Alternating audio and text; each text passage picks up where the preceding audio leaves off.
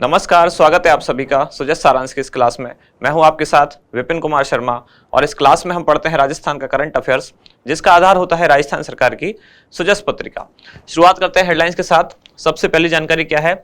मुख्यमंत्री ने बीकानेर में शहीदों की प्रतिमाओं का अनावरण किया। राजस्थान के घर घर में देश प्रेम और राष्ट्रीयता का जज्बा। तो यह प्रतिमा उनका अनावरण किया किसने? मुख्यमंत्री द्वारा, यानी कि शहीदों की प्रतिमाओं का अनावरण किया गया है। और यहाँ मुख्यमंत्री ने पीएचसी का लोकार्पण किया और सीएचसी बनाने की घोषणा की। पीएचसी यानी कि प्राइमरी हेल्थ सेंटर जो होता है, प्राथमिक स्वास्थ्य केंद्र, उसको क्रमोन्नत करने की घोषणा की गई है किसमें? सीएचसी यानी कि कम्युनिटी हेल्थ सेंटर या सामुदायिक स्वास्थ्य केंद्र में। अगले पेज पर जो जानकारी है, और दरअसल न केवल अगले पेज पर, अगले 5-6 पेज पर जो भी जानकारी है वो किससे संबंधित है? वो है महंगाई राहत शिविर। और ये जानकारी हम पिछले कई दिन से लगातार देख रहे हैं। महंगाई राहत शिविर जो कब से शुरू हुए हैं? 24 अप्रैल से, और कब तक चलेंगे ये? 30 जून तक। तो लगातार पूरी मैगजीन में यही छाए हुए हैं। तो मैं इनको डिटेल में ना पढ़ के केवल आपको ये बारे में बताते जाऊंगा, जहां केवल महंगाई राहत शिविर की जानकारी है, क्योंकि इसमें अलग अलग जो लाभार्थी हैं केवल उनकी फोटोग्राफ्स दी गई है, किसको कितनी योजनाओं में लाभ मिला। हमारे काम की जो जानकारी वो ये है, महंगाई राहत शिविर कब से शुरू हुए, कब तक चलेंगे, कौन कौन सी इसमें 10 योजनाएं शामिल है, ये हम पहले पढ़ चुके हैं। जैसे अगले पेज पर हम आते हैं तो यहाँ हम वही देख पा रहे हैं फोटोग्राफ्स। महंगाई राहत कैंप में कुल कितनी योजनाओं में कितने लोगों ने अभी तक पंजीकरण करवाया है। इसके बाद यहाँ बढ़ते हैं तो यहाँ बाकी जानकारी तो वही है। महंगाई राहत शिविर से संबंधित एक नई न्यूज है, और वो क्या है? ये है मुख्यमंत्री सामूहिक विवाह एवं अनुदान योजना में 25,000 रुपए मिलेंगे। साथ ही इसमें सर्वधर्म सामूहिक विवाह सम्मेलन के आयोजकों को 10 लाख रुपए की अतिरिक्त सहायता भी दी जाएगी। तो इस योजना को आज डिटेल में हम पढ़ेंगे थोड़ा। इसके बाद जो अगली जानकारी है वो किस डेट की है? 30 अप्रैल। तो कल क्लास हुई नहीं थी, आपको पता है, तो 2 दिन की जानकारी एक साथ आज मर्ज की गई है। इसमें भी सबसे पहले फ्रंट पेज पर जो जानकारी है वो भी वही है, महंगाई राहत कैंप। यहाँ दी गई हैं 10 योजनाएं, कौन कौन सी हैं? जैसे Indira Gandhi gas cylinder subsidy योजना, इसको हमने कल ही पढ़ा। मुख्यमंत्री निःशुल्क बिजली योजना, मुख्यमंत्री निःशुल्क अन्नपूर्णा फूड पैकेट्स योजना, इसको भी 2-3 बार हम पढ़ चुके हैं। मुख्यमंत्री ग्रामीण रोजगार गारंटी योजना यानी कि मनरेगा, इसको हम पढ़ चुके हैं। ग्रामीण रोजगार गारंटी योजना यानी कि मनरेगा में मुख्यमंत्री ग्रामीण रोजगार गारंटी योजना, जिसमें कि अतिरिक्त कुछ दिनों को रोजगार बढ़ा दिया गया है। सामाजिक सुरक्षा पेंशन योजना, मुख्यमंत्री कामधेनु पशु बीमा योजना, मुख्यमंत्री चिरंजीवी दुर्घटना बीमा योजना, मुख्यमंत्री चिरंजीवी स्वास्थ्य बीमा योजना, और मुख्यमंत्री निःशुल्क कृषि बिजली योजना। ये सारी योजना महंगाई राहत शिविर में शामिल है। इधर यहाँ जो जानकारी है वो भी वही है, यानी कि महंगाई राहत शिविर से जो लाभान्वित व्यक्ति हैं उनके यहाँ कुछ स्टेटमेंट दिए गए हैं। अगले पेज पर जैसा आप देख पा रहे हैं वही, यानी कि महंगाई राहत शिविर। यहाँ भी जानकारी लगभग वही है कि राहत के लिए 6 योजनाओं में पंजीकरण किया गया। भीलवाड़ा में 65 वर्षीय श्री राम को 9 योजनाओं के लाभ की गारंटी मिली। तो यानी कि जानकारी जो है एक ही है, कौन सी? महंगाई राहत शिविर। इस पेज पर कुछ नई जानकारी है, जैसे कि सामाजिक सुरक्षा पेंशन अब आवेदन के लिए मोबाइल ऐप लॉन्च की गई है। कौन कौन सी मोबाइल ऐप है? ये है राज एसएसपी और फेस आरडी ऐप। तो ये 2 नई ऐप लॉन्च की गई हैं, इनके बारे में पढ़ेंगे। फिर यहाँ है मुख्यमंत्री लघु उद्योग प्रोत्साहन योजना, इसके बारे में जानकारी लेंगे। और साथ में यहाँ नीचे है, यह है राजस्थान सूक्ष्म सिंचाई मिशन। ये केवल श्रीगंगानगर जिले की बात की गई है, जिसमें इस वर्ष 1900 डिग्गी फार्म निर्माण का लक्ष्य रखा गया है। अब देखते हैं हमारा इंडेक्स। बहुत कुछ खोजने के बाद महंगाई राहत शिविर के अलावा जो हमें जानकारियां मिलती हैं वो क्या क्या है? राजस्थान सूक्ष्म सिंचाई मिशन, मुख्यमंत्री लघु उद्योग प्रोत्साहन योजना, सामूहिक विवाह अनुदान योजना, और राज एसएसपी और फेस आरडी ऐप। महंगाई राहत शिविर को हम बार बार रिपीट नहीं कर रहे हैं, क्योंकि 2-3 बार हम पढ़ चुके हैं वही सेम चीजें, तो कुछ नई उसमें जानकारी है नहीं। अभी जो जानकारी है नई, उसके अलावा यानी कि महंगाई राहत कैंप के अलावा जो नई जानकारी है वो हम पढ़ना शुरू करते हैं। शुरुआत सबसे पहले राजस्थान सूक्ष्म सिंचाई मिशन, जिसका उद्देश्य क्या है कि सूक्ष्म सिंचाई को प्रोत्साहन किया जाए। और सूक्ष्म सिंचाई को कैसे प्रोत्साहन किया जाएगा? डिग्गी या फॉर्म पॉन्ड निर्माण द्वारा, या जो सिंचाई पाइपलाइन है उसके बिछाने के लिए किसानों को कुछ अनुदान सहायता प्रदान की जाए। अब जो नया बजट आया, यानी कि बजट 2023-24 का, उसमें इस मिशन के लिए कुछ घोषणाएं की गई। कौन कौन सी घोषणा की गई है? कि राज्य बजट 2023-24 की घोषणा के अनुसार आगामी 2 वर्षों में जो फार्म पॉन्ड का निर्माण किया जाएगा, इसके लिए 50,000 किसानों को लाभान्वित करने का लक्ष्य रखा गया है। यानी कि ये घोषणा की गई है 2023-24 में कि 50,000 किसानों को लाभान्वित किया जाएगा। किसके लिए? फार्म पॉन्ड के निर्माण के लिए। पहले जो ये संख्या थी, ये कितनी थी? पहले थी 30,000। यानी कि नए बजट में इनकी संख्या 20,000 बढ़ा दी गई। किसके लिए? जो फार्म पर निर्माण के लिए इनको दिया जाएगा अनुदान। कौन सी योजना के तहत या कौन से मिशन के तहत? राजस्थान सूक्ष्म सिंचाई मिशन के तहत। बढ़ते हैं आगे, और क्या है इसमें? पहले लक्ष्य 30,000 किसानों को लाभान्वित करने का था, ये लाइन में बोल चुका हूं। किसानों पर लागत का भार कम करने के लिए प्लास्टिक लाइनिंग फॉर्म पॉन्ड मानी, यानी कि जो कच्चा तालाब बनाया जाएगा उस पे नीचे पहले एक प्लास्टिक की लेयर बिछाई जाएगी। इसके लिए अनुदान सीमा को 90,000 से बढ़ाकर अब कितना कर दिया गया है? 1,20,000 रुपए। ये सारी बजट की जानकारियां हैं, यानी कि बजट 2023-24 में राजस्थान सूक्ष्म सिंचाई मिशन के बारे में जो डिटेल में जानकारियां दी गई हैं वही यहाँ हम पढ़ रहे हैं।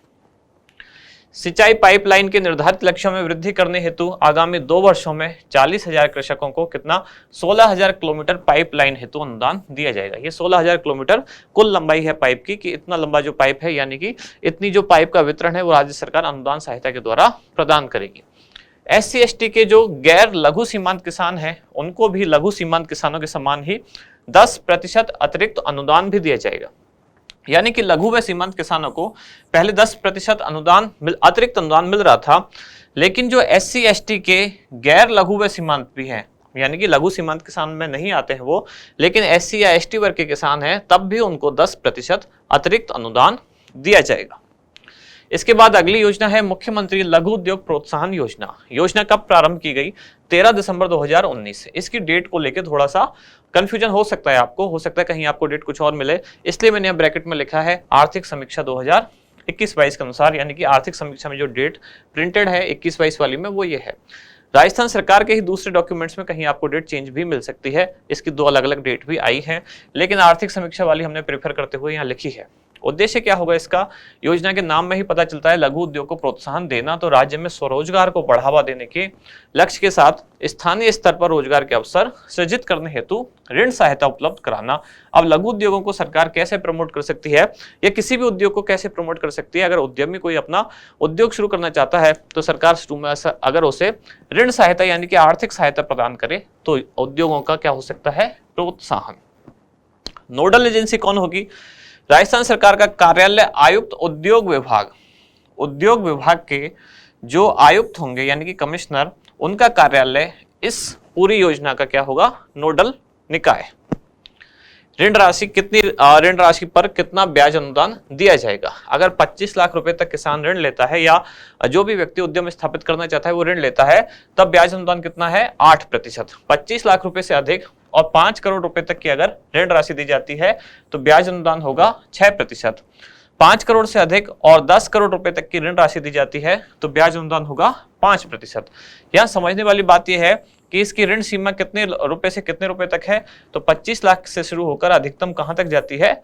10 करोड़ रुपए तक। ये इसकी रेंज है, 25 लाख से 10 करोड़।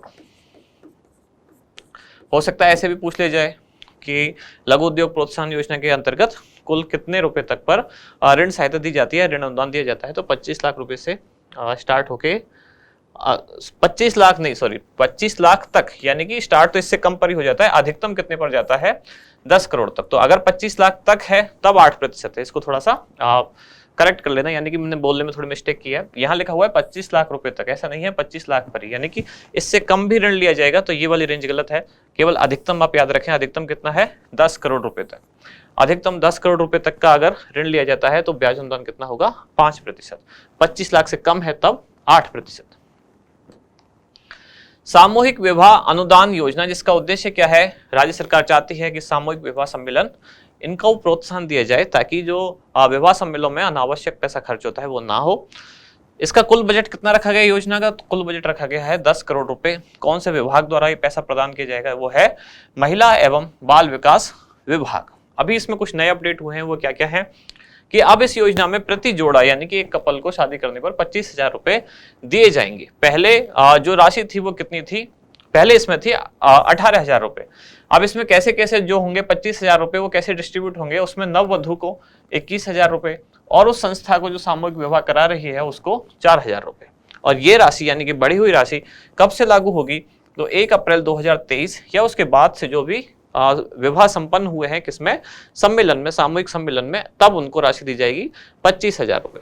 अभी तक ये राशि कितनी थी? 18,000 रुपए थी, जिसमें 15,000 दिए जाते थे नववधु को और 3,000 रुपए दिए जाते थे संस्था को। साथ ही अगर सर्वधर्म सामूहिक विवाह है, यानी कि अलग अलग धर्मों के बीच में सामूहिक विवाह सम्मेलन हो रहा है, तो उसमें आयोजक संस्थाओं को या उनको कितना आर्थिक सहायता दी जाएगी? तो वो है 10 लाख रुपए की अतिरिक्त अनुदान सहायता भी राज्य सरकार द्वारा प्रदान की जाएगी। किसमें? सर्वधर्म सामूहिक विवाह सम्मेलनों के आयोजकों को 10 लाख रुपए की अतिरिक्त सहायता भी दी जाएगी।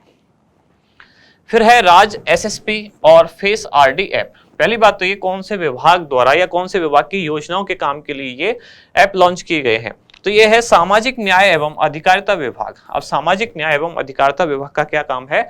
सामाजिक सुरक्षा प्रदान करना। अब सामाजिक सुरक्षा में जो पेंशनर्स हैं उनके लिए दरअसल ये दोनों एप्लीकेशन लॉन्च की गई है, ताकि उनको ऑनलाइन आवेदन भी घर बैठे कर सकें और उनका भौतिक सत्यापन भी घर बैठे उनको मिल सके। ये सुविधा दी जा रही है किसके द्वारा? राज एसएसपी और फेस आरडी ऐप द्वारा। ऐप डेवलपर संस्था कौन है? तो एनआईसी सूचना प्रौद्योगिकी एवं संचार विभाग और उसके साथ आधार पोर्टल। अब इसका विवरण यानी कि ये एप्लीकेशन कैसे काम करेगी वो यहाँ डिटेल में लिखा हुआ है कि जो पात्र व्यक्ति है उसके फोटो के माध्यम से आवेदन किया जा सकता है। और यहाँ फोटो यानी कि चेहरे का फोटो है, फेस की बात ही हो रही है, ऐसा पूरी बॉडी स्ट्रक्चर का फोटो नहीं है, केवल चेहरे के फोटो के माध्यम से आवेदन किया जा सकता है। अब इसके बाद क्या होगा? एआई यानी कि आर्टिफिशियल इंटेलिजेंस के माध्यम से जो भारतीय विशिष्ट पहचान प्राधिकरण जो है आधार कार्ड को जो देखती है, उसके आधार डेटाबेस में उपलब्ध फेस के बायोमेट्रिक डेटा से मिलान किया जाएगा। व्यक्ति के चेहरे के फोटो के द्वारा आवेदन किया जाएगा और फिर जो उसका आधार कार्ड बना हुआ है तो केवल चेहरे के फोटो से आधार कार्ड में जो फोटो है दोनों का डेटा मैच किया जाएगा और मिलान कर उसकी पहचान का सत्यापन किया जाएगा, यानी कि वही सेम व्यक्ति है या नहीं। और यदि व्यक्ति सामाजिक सुरक्षा पेंशन योजनाओं का पात्र है तो बिना किसी मानवीय हस्तक्षेप के उसकी पेंशन स्वतः ही स्वीकृत हो जाएगी, यानी कि बीच में किसी भी अधिकारी से कर्मचारी से बात करने की आवश्यकता यहाँ नहीं रहेगी, कोई भी मानवीय हस्तक्षेप नहीं होगा। साथ ही लाभार्थी को बिना किसी शुल्क के कोई फीस नहीं देनी, सरल, सुविधाजनक, पारदर्शी और निर्बाध रूप से गुणवत्तापूर्ण सेवाएं भी तत्काल मिल सकेंगी। वैसे भी जो डिजिटल प्लेटफॉर्म है या ऑनलाइन प्लेटफॉर्म है उसका ये फायदा होता ही है कि मानवीय हस्तक्षेप बीच में से हट जाता है, जिससे क्या होता है? लागत घट जाती है, साथ ही जो लगने वाला समय है योजना में वो भी घट जाता है। तो वो सारी सुविधाएं यहाँ भी मिलेंगी। आज का अभ्यास प्रश्न क्या है? मुख्यमंत्री सामूहिक विवाह एवं अनुदान योजना के तहत सर्वधर्म सामूहिक विवाह सम्मेलनों के आयोजकों को कितनी अनुदान राशि दी जाएगी? 1 लाख रुपए, 2 लाख रुपए, 5 लाख रुपए या 10 लाख रुपए? इसका उत्तर क्या है वो बताएं कमेंट्स में। और लास्ट में एक छोटी सी जानकारी, जो आरएस एग्जाम की तैयारी कर रहे हैं उनके लिए लाइब्रेरी स्पेशल बैच जिसकी डेट कब से है? 21 मई से जयपुर और सीकर सेंटर दोनों पर ये शुरू किया जा रहा है। और आपका जो सिलेक्शन है वो किसके आधार पर होगा? इंटरव्यू के आधार पर।